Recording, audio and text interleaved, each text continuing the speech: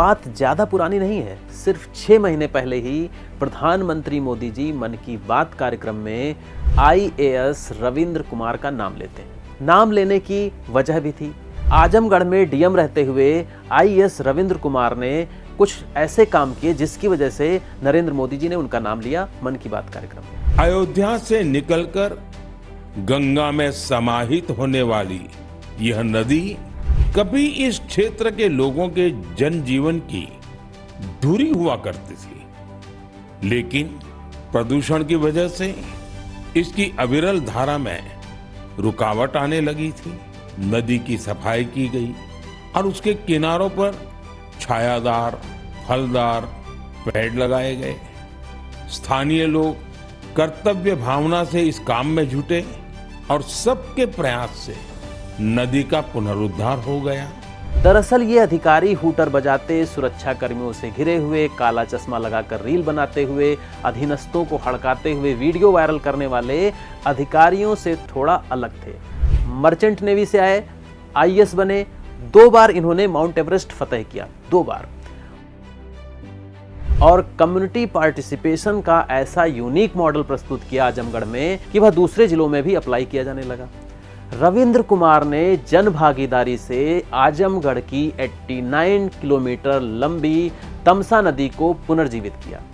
उनके नेतृत्व में तमसा नदी, जो कि आजमगढ़ की लाइफलाइन मानी जाती थी, किसी जमाने में लगभग डेड हो चुकी थी, उसका पुनरुद्धार कार्यक्रम किया गया, जो कि सफल भी रहा। और इसी कार्यक्रम की सराहना नरेंद्र मोदी जी ने मन की बात कार्यक्रम में की थी। दरअसल हुआ यूं था कि जो तमसा नदी थी वह पॉल्यूशन की वजह से, सिल्टेशन की वजह से, मतलब गाद जमने की वजह से, अतिक्रमण इंक्रोचमेंट की वजह से नदी नालों का रूप ले चुकी थी। वह एक बड़े नाले की तरह दिखने लगी थी।